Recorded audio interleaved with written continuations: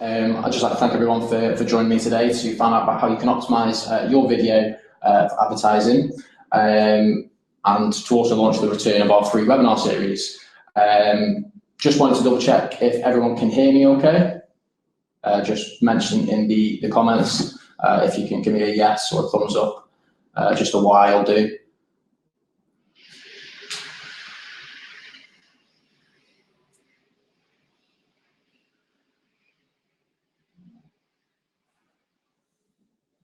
Okay, great to hear. So we will now start our presentation. So just a brief introduction to myself, because I can't imagine anybody knows me because I'm a relatively new clicker. I've been in Clicker since April 2019, so just coming up to 8 months now. That's absolutely flown by. My day-to-day responsibilities revolve around managing and tracking marketing campaigns, and creating video content, as well as updating Click's social media accounts. Bit about myself personally, graduated Staffordshire University in 2017 with a degree in media film production. I went straight into working as a videographer and marketing assistant for the Pinkstones Motor Group, which is based in Stoke-on-Trent, which some of you may know. They mainly consist of franchise dealers, but also have a large used car offering as well. And my job role essentially revolved around creating video content for those dealer groups and marketing that online. And in my personal time, big football fan, like watching the NFL, traveling to new places, channeling my inner Gordon Ramsay in the kitchen, and watching some movies and TV in the evenings. But that's enough about me. On to why we're all here. So this webinar is going to cover why you should consider video advertising if you're not already doing it, what you will need to create video advertisements for your stock or for your dealership and business in general, how to create those video advertisements. We're going to throw in a few quiz questions as well, and then at the end we'll have a live Q&A if you want to ask any questions about anything that you've seen. Okay, so starting off, why do you need video? I'm sure a lot of you are very well aware of why you need video in this day and age, mostly down to how customers are now buying online. They want to be able to see the product in as much detail as possible before they commit to buying it. And the research that they conduct online is now going to deeper levels than ever before. They're looking at more variations of products online. So you've got to make sure that your product stands out. You've got to create a video that is going to allow your customers to sort of stop for a minute and think, and the quality of that video and the way that it's done is going to be the difference between them choosing your business over another business. And at the end of the day, you've got to leave a strong first impression with that customer, because they are seeing you online now before they're coming to see you in person. So if your car hasn't got any photos online, if you haven't got any videos of that car online, it would be similar to sending one of your salesmen out to greet the customer in your showroom wearing their birthday suit. You're sort of giving them absolutely nothing in terms of a good first impression. So you've really got to sell that vehicle online now with plenty of pictures, and if possible, if you really want to, beat the competition, then video. You'll also notice an increase in vehicle inquiries to vehicles that have videos attached. This is the case whether they're on your website, YouTube, Auto Trader, social media. Video is a very, very powerful tool when it comes to generating inquiries.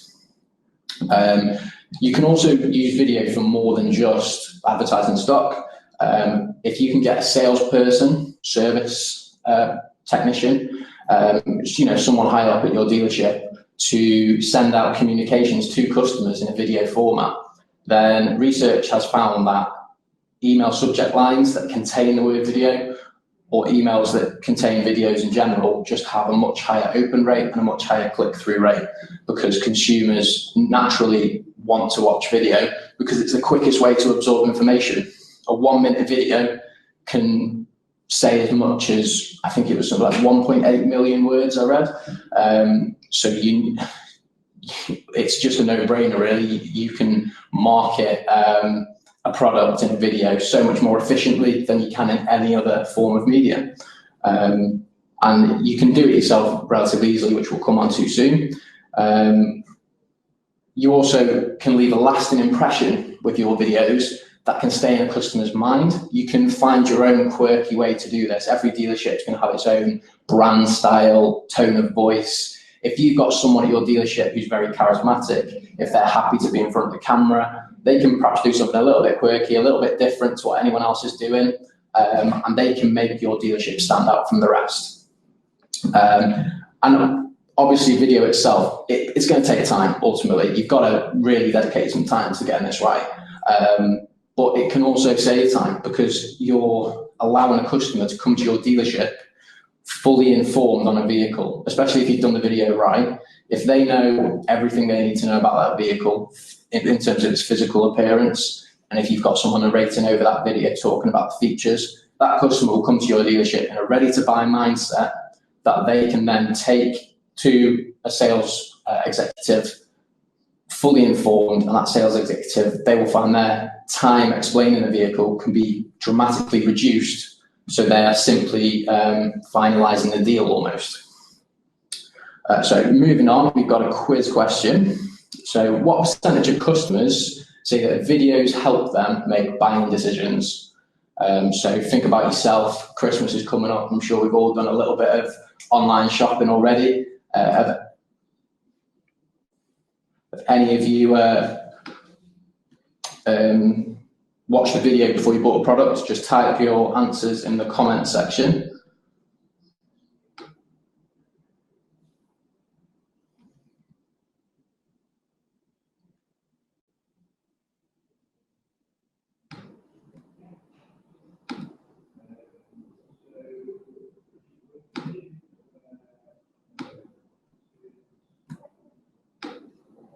Okay.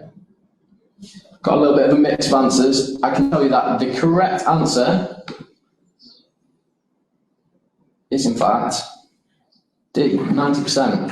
So 90% of consumers are now watching videos before they buy a product. That's an incredible number, really, when you think about it. And I would actually say that in the automotive industry now, we're probably subconsciously seeing videos of cars on TV. We might not really watch the advert, but it's on. And when it comes to used cars, the same thing is happening because the used car market is it's doing really well compared to new at the moment. So I think having a video channel for that market is massively important. So what you will need to really optimize your video.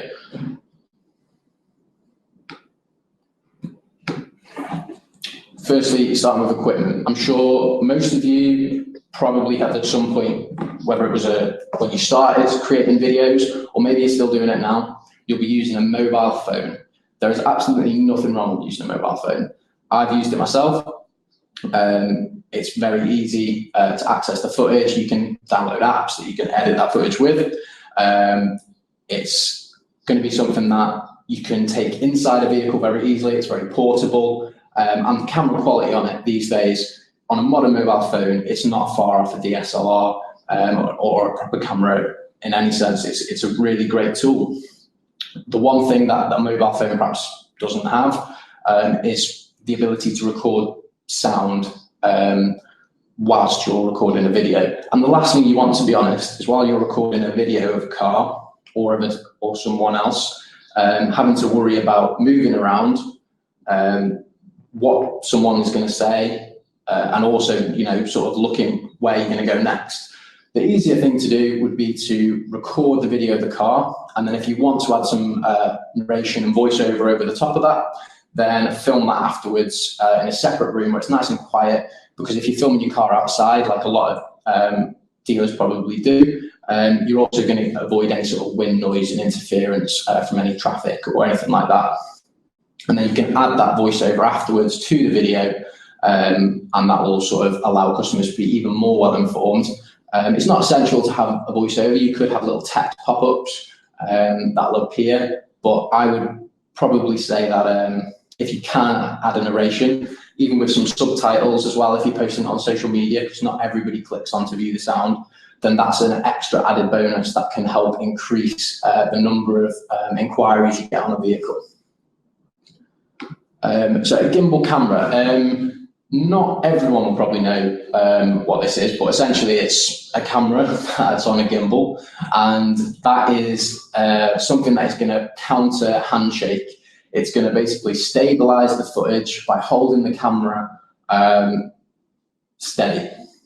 And it sort of does that by countering the movement of your hand or as you're walking. If you're walking with sort of stiff knees, you'll have that bounce. And the gimbal essentially gets rid of that and completely smooths it out. They're reasonably cheap as well. You can get a really good one now.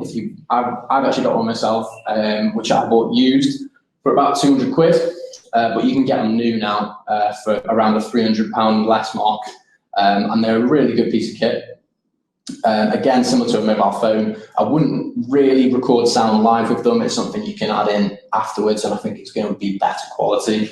The benefits of these cameras, it depends on the brand that you go for. My one, personally, I like it because I can connect it to my mobile phone, put the camera inside the car, walk about 20 feet away, and I can use my mobile phone as a remote control to film a 360 of the inside of that car. That is a brilliant tool because it looks professional, it looks great. You're giving the audience a 360 view of a relatively small space that you wouldn't be able to get with a DSLR, or if you've got to hold a mobile phone, you're going to struggle to really get all the way around in a car. So that is a big advantage for me of a gimbal camera. But it's up to personal preference at the end of the day. I'm not going to sort of advise anyone, definitely you should get this. It's all about what you're most comfortable using. So we'll come on to using the DSLR. I love using DSLRs because my background is in filmmaking, and the capabilities with the DSLR camera are above and beyond the previous two options. If you've got a range of lenses and you've got the time to experiment using different angles, you can really make a professional video that's going to blow customers away, and that's going to help you stand out. But you can also spend probably a bit too much time with the DSLR making each video perfect. Customers aren't going to judge you too much on the quality of the video. They want to be able to see everything that car has to offer. So it's more of a case of if your company's branding is premium and you really want to push strong professional standard videos, then probably it is worth considering going down the DSLR route, getting a glide track for a tripod so you can create nice sliding footage of the vehicles. But they can be quite expensive as well. You've also got to consider having someone who's trained enough to be able to use them correctly. I have known people in the past who've given those sorts of items to sales people who haven't got any background or training in how to use the cameras, and those cameras have ended up getting broken very, very quickly. So it is important that if you are investing in that, you also invest in making sure the person using them knows exactly how. Okay, as I touched on earlier, the camera that I've used is a gimbal camera. This one is referred to as a DJI Osmo. You can get two different kinds. One essentially is just a gimbal, which you attach your mobile phone to, and it will record through your mobile phone.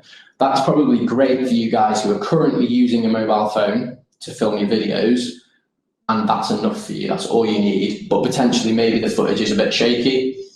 So if you get a DJI Osmo Mobile, then that is just going to get rid of any kind of motion shake. The one that I've got is sort of the next stage up, and that's just using your mobile phone as a monitor, effectively. It's using it as a remote control.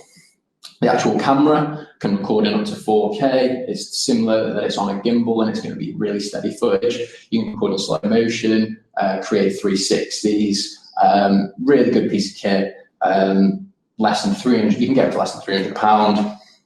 It's what I used when I was creating my videos at Pinkstones alongside a DSLR, which I used mostly more for new car footage, which was going to be sort of more adverty, promo-y. But when it came to creating stock videos, DJI Osmo was my go-to tool. Again, it's all down to personal preference. You might have used one before and you don't get along with it.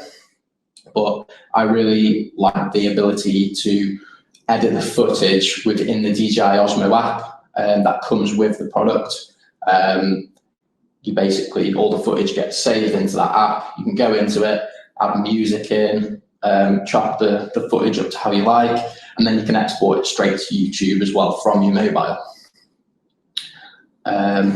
So that would just be something to bear in mind. Have a think about, is there a camera that could make your videos better for what you're actually trying to achieve? Okay, got another quiz question. Videos on a landing page is capable of increasing conversion rates by what percentage?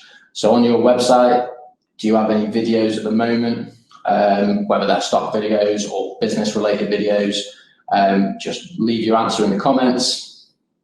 How do you think videos affect the conversion rates by having them on your landing pages?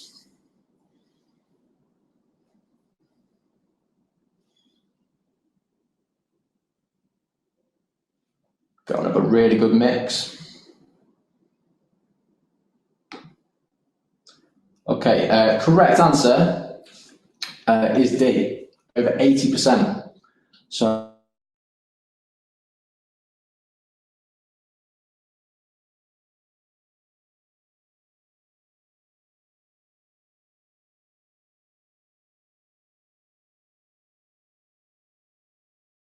at your dealership, try and create a video for it for that landing page. Even an About Us page, you could have a video of someone talking to camera about your business, a little bit of background info, nice and short. It doesn't have to be longer than a minute long, but it can just be something that is going to help a customer feel better informed when they come and speak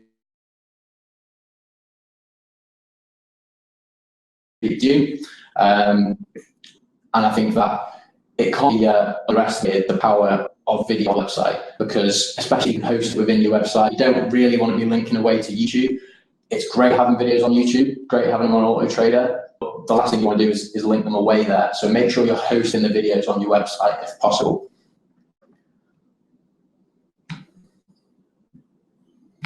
Okay, so how will you execute this plan? My top tips for video, basically, you want to keep all your videos looking uniform. You don't want to do some that are very quick and edgy and, got a very fast editing style. Maybe you've even gone out on the road and got a bit of road footage of a car. And then the next one is the complete opposite. It's very slow, long shots, all very stationary. You want to keep them to a similar pattern.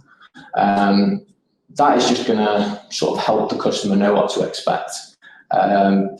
It's also going to help the person recording them, because they've got a template that they can stick to it, and videos are a time-consuming thing, so you've got to make sure that they can be done as efficiently and effectively as possible. Also, you've got to make sure the cars are clean, the background that you're using. If you've got a space where you can film these videos, use it. Try and make it so you've got a bit of brand in the background. Try and make sure that you use the space that you've got available. If you can do it inside, that's a big bonus, I think. I think cars naturally look better under lights. I think that's why new cars are put in showrooms rather than outside. The way that the light reflects off the paint makes them look nice and shiny and new. So if you've got any used cars that you think you can market in that way, then try and get videos of them inside. But if not, it's not a massive difference. Customers aren't going to read into it too much if they're outside. That's where the majority of cars are when they see them. Okay, moving on. Oh, sorry, I missed a few points. So you want to insert your company branding and contact details into the videos as well. That is, again, just to remain memorable to your customers. You've got to kind of stick in their head in more ways than just being quirky in a video. You can be as quirky and out there as you want and extremely memorable. But if your contact details and your branding isn't at the start of a video or at the end of the video or both, they're going to watch that video and they might move on to another one on YouTube or Auto Trader, and they're going to forget what your business was. They're going to forget what your name was, your contact details. They might be able to go back and find it, but there's just a mass of competition out there now. You need to make it as easy as possible for these customers to see where you're coming from, where you are, who you are, and get in touch straight away if possible, or at least sort of add a short list. If you can film someone in front of the camera, I always find that you're going to get more engagement from someone speaking to camera about a car. This is going to increase the amount of manpower it requires creating videos, though, because you're going to need someone behind the camera and someone in front. So if you haven't got time, it's not the biggest problem in the world. But if you can find a way to incorporate, maybe as a used car of the week type of thing, have someone talk to the camera about the car in detail and create a friendly face to be approached at your dealership, then that's going to add to a customer's sort of trepidation in terms of, they might feel a little bit nervous about coming in. But if they recognize a face from a video at your dealership, then that's going to really sort of help them feel more at home and more in a ready to buy mindset. You've got to make sure that you don't rush video. I think there's nothing worse than when it looks rushed, shaky. You've got to really take the time to do it. And if you haven't got the time, there are shortcuts you can take. But I would personally advise posting anything online that you feel that you're not happy with. Because if you're not happy with it, a customer probably isn't going to be happy with it either. So always try and be a little bit strict with yourself with the video, because it is such a strong first impression maker that you've got to make sure that you're delivering a quality product every time. In terms of making the time to make your videos better, I know myself from doing these sorts of videos for a dealership that the hours in a day can completely disappear, especially when it comes to making videos. And if you're struggling to actually find the staff at the moment to create these videos, then here's a few tips that I've looked into before, just to help speed up the process of filming sort of mass amounts of stock. So you could ask a local media college, university, if there's any students who are interested in sort of taking on a project. Having come from a course a lot like that, I can tell you that the students are talented. They are keen to do this sort of thing, as long as it can fit in around their study schedule. They will be more than happy to have the filming experience, the editing experience. Most of the time, a lot of them have got their own equipment as well, so it's not something you'd have to worry about. They'll use the kit that they know that they're responsible for, and they'll just come in and sort of treat it as a bit of a work experience project. I think when I was at university, we had to get something like 16 hours of work experience. I think it was like every 3 months. So there is a requirement for them to do work out in the real world. So you'd be surprised by how much interest you might get from that. You could also train a valet to use the camera. This works for me for a couple of reasons. If your cars are getting cleaned on a regular basis, every time that car's cleaned, it's in the perfect condition to be filmed. That is when you want to film the video, right after it's been valeted. So at that point, it'd be great to get a video of it. valets will often do an inspection of the vehicle before they take it back out to the pitch. So it's probably, they could add it as part of their procedure and check to create a sort of video log of the vehicle. They could film it, send it over to someone else in your team, and then they could add a narration about all the different features that are on show in the video. Alternatively, if you have got a little bit of budget to play with, look into hiring someone freelance or bringing them on part-time. You could hire someone full-time. If it's a full-time role and you're a big business, you've got a lot of stock and you really want to push this role, maybe they could do, I myself did marketing as well as video, which in the end was too much of a stretch because the video demands were just so huge. But I think if you've got someone completely dedicated to video, someone freelance, again, they'll have their own equipment. They will be expensive. They might charge you per video or per day. But ultimately the quality that there is going to be probably better than what someone in-house without the training is going to produce. I always found, I don't know if it's different for you guys, but filming a car took between 5 and 15 minutes for me to cover every base.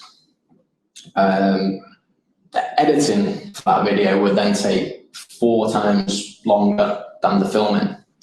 That was basically down to getting the footage off the camera into Premiere Pro, editing the footage, adding the sound, tweaking it so I've got the branding in there, the title screens at the beginning and the end, exporting the footage, uploading it to the website, uploading it to YouTube, and then sharing it on those platforms.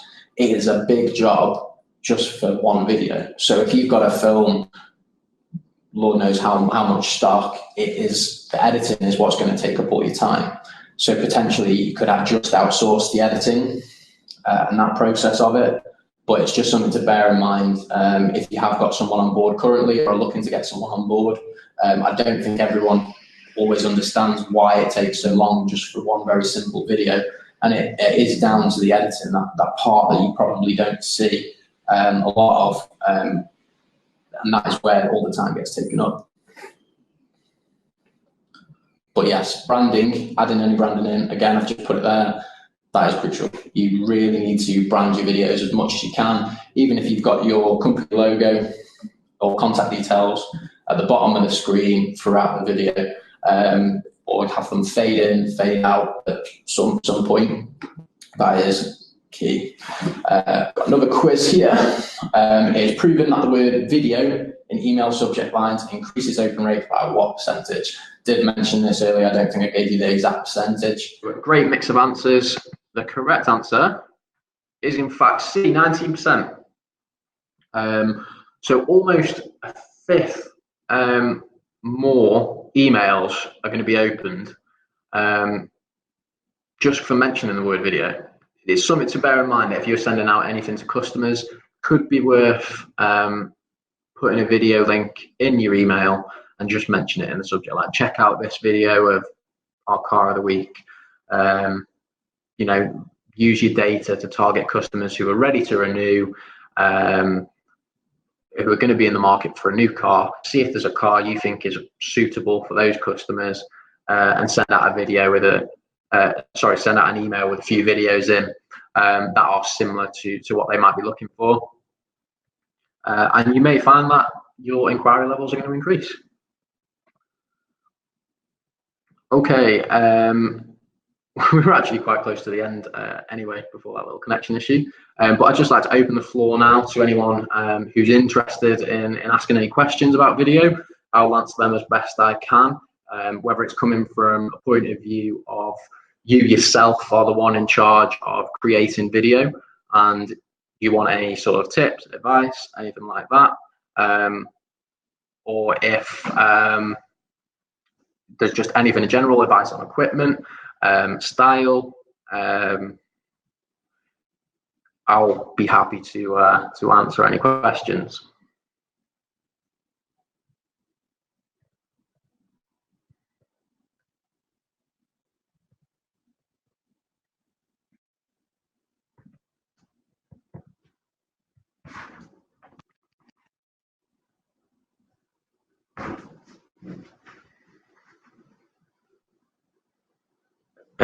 This will all be available to view again, Nathan. Don't worry about that. We'll get it posted on YouTube or something like that, so you'll be able to watch it back. We will send out a link to anyone who's been in this chat, so they can watch that video whenever they're interested. Hi, Alan. Thanks for the question. I would say for a stock video of a vehicle, anything longer than 2 minutes is too much. It depends on the vehicle. Some will have a lot more features that you might want to show off. But if you are doing a review of a car, it's a little bit different if you're going in to do a full review of a car in terms of how it drives, all the specification. That you could probably do 2-3 minutes. But if it's just a stock video, you're showing off the bare bones of a car, advertising the car essentially, just in a brief way, I'd say stick between 1 and 2 minutes. Let's see. Edit software, Aaron, I use Premiere Pro. That is just down to what I used at university. I've always used it, it's what I'm comfortable using. It's when I use my DJI Osmo, I would actually use the DJI Osmo app for editing. That's just because it saved all the footage within that app, and then I can edit it in there and upload it straight to YouTube. But in terms of any DSLR footage or any footage where I wanted to make something with a little bit more freedom, I would edit using Premiere Pro. There are a lot of good softwares out there, but I think because my job role has always involved using things like Photoshop as well for a little bit of design work or a little bit of branding, it made sense to add Premiere Pro to that package as well. Facebook do say that they push videos that are longer than 4 minutes, Alan. I'm actually not 100% sure why that is. I think it perhaps be a question for our social media manager, Joe Podmore, but my best guess would be because it's less spammy. If you're putting a video on that's 4 minutes long, Facebook is not going to recognize that as a spammy ad.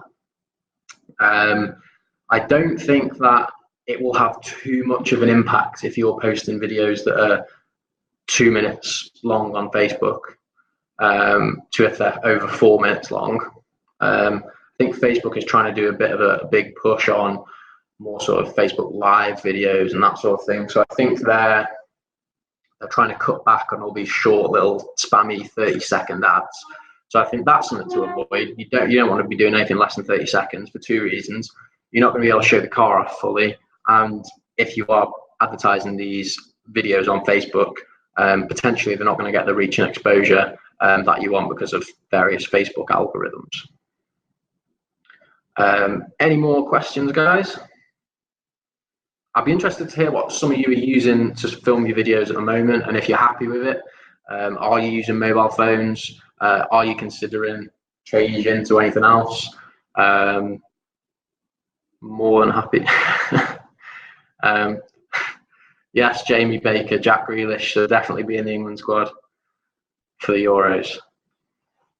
Hair and all, shin pads.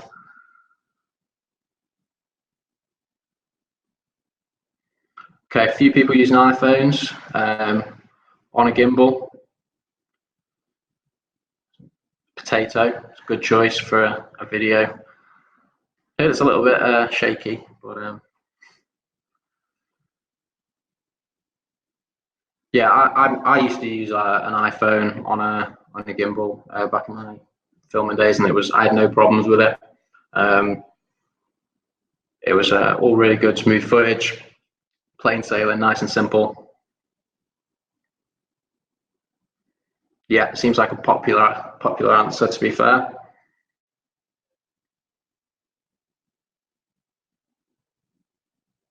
I think the power of 360 video is huge, and smooth footage is huge.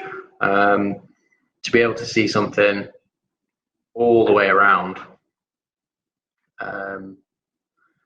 It's something that you can only really do unless you go in person, because you can create 360 panoramas with photos. I think in a video there's something special about that. Is there any point in posting vids as Premiere? Is that in terms of on Facebook when you premiere a video? I think that's what it means. So that is, it's basically just going to alert your followers on your page that you're posting a new video. I think there is merit in that, for sure. I mean, you're sending them a notification that you've got a video of a new item in stock. I think it's happened to me on a couple of occasions where I've received notifications that someone that I follow has gone live, and I've clicked on it to see what it was. So it is something worth doing, because sometimes a video could slip. You could spend all this time doing it, and someone might they might not get a chance to see it. It might have already gone down their Twitter feed or their Facebook feed before they've had a chance to actually see it. So by premiering it, you're just giving your followers an extra notification that the video's brand new. It's here. Take a look at this car now. So there's a little bit more urgency with it. I'm not sure if it'll have a live notification. It'll have sort of a premiere notification, but it's similar to Facebook Live in that I'm sure you get a notification.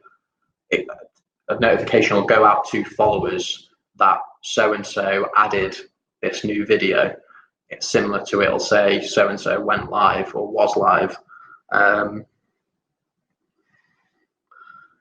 Any tips on how to get more YouTube views for my videos? It's a tricky one. It's something where obviously you want to try and share the video link as much as you can online.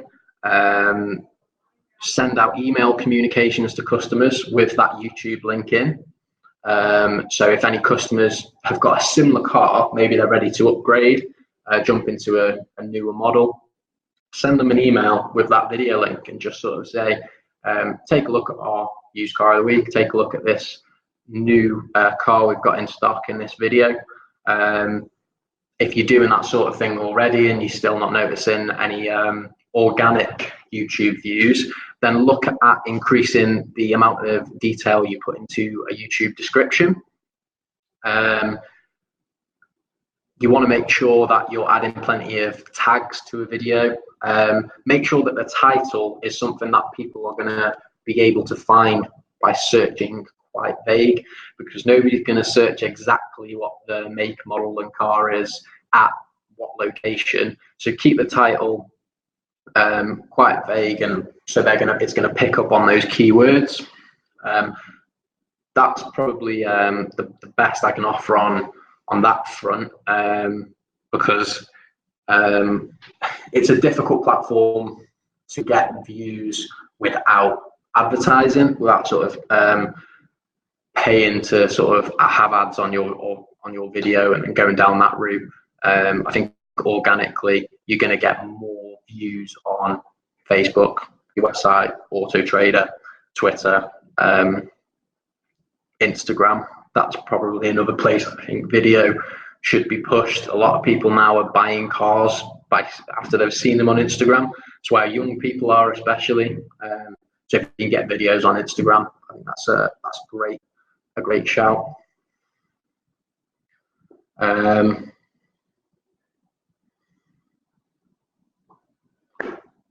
Facebook video or YouTube, which is best? I just touched on that. Personally, for me, I would say Facebook video is better because you just get more reach. It's something that you'll get organically. People have the opportunity to share it with people that they might know are interested or looking for a new car. You can track it better. You can see who's liked it, see who's commented. It's something that you can really keep on top of and control a little bit more than you can with YouTube. It's great to have a channel that you've got ticking over, and it's a place where you can host a lot of your videos if you're feeding them through to your website or Auto Trader. And the amount of people who are searching on YouTube for videos is phenomenal. But what I would say is use Facebook, use social media to advertise your YouTube channel and ask people to subscribe to it, and maybe say, put a link on Facebook to your YouTube channel and say, all of our latest stock will be listed on YouTube. Feel free to go and have a look. And then your customers can see that on Facebook, click through to YouTube, and they can have a look at all the latest stock that you've uploaded. If you want, make some sort of a weekly theme or edition that they can check into, and try and use social media to sort of add YouTube to the list of things that your customers can use.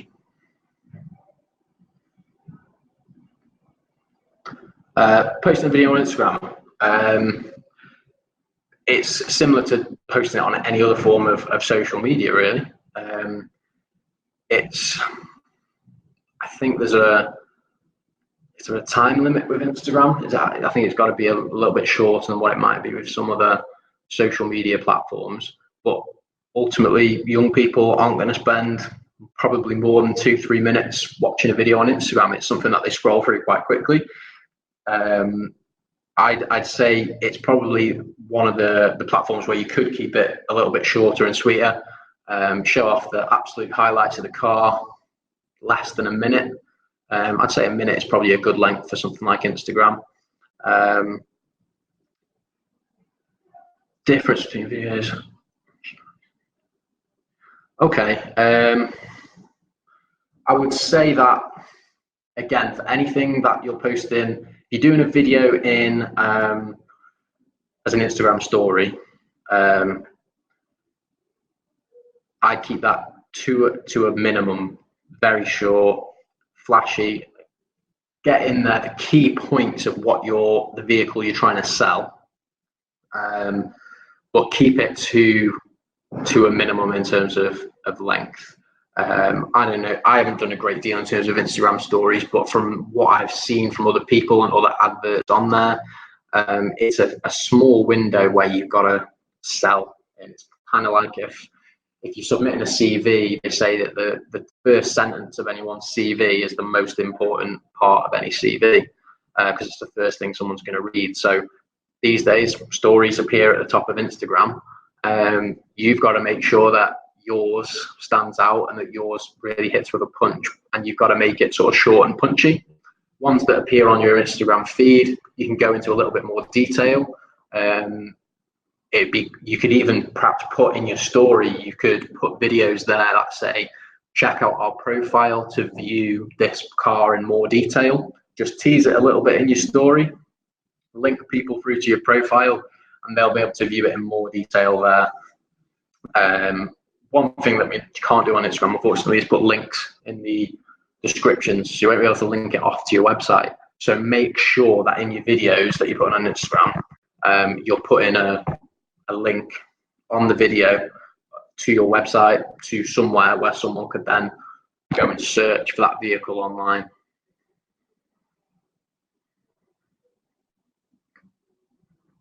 Any more questions, guys? I hope everyone's enjoyed it. It's been my first go at doing a webinar ever. So hopefully everybody's not been too bored listening to me talk.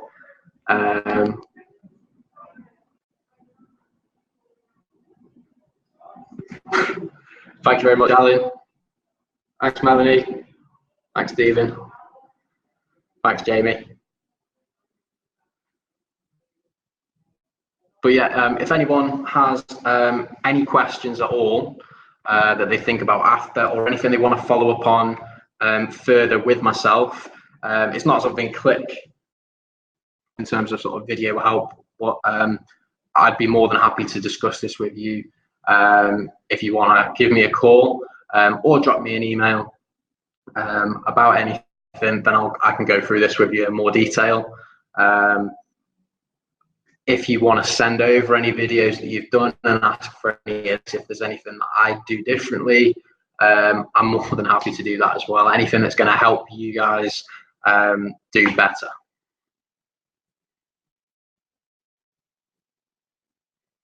And will do, Nathan. We'll definitely send over the video once it's done. I'll just give you guys a few more moments if you wanted to take down any of those details, but they're all on our website anyway. I'm sure you've all got us on speed dial.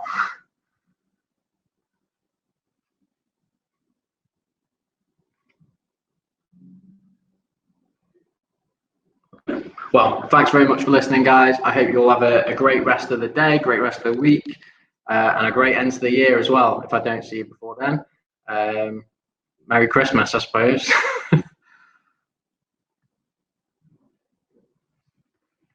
Okay.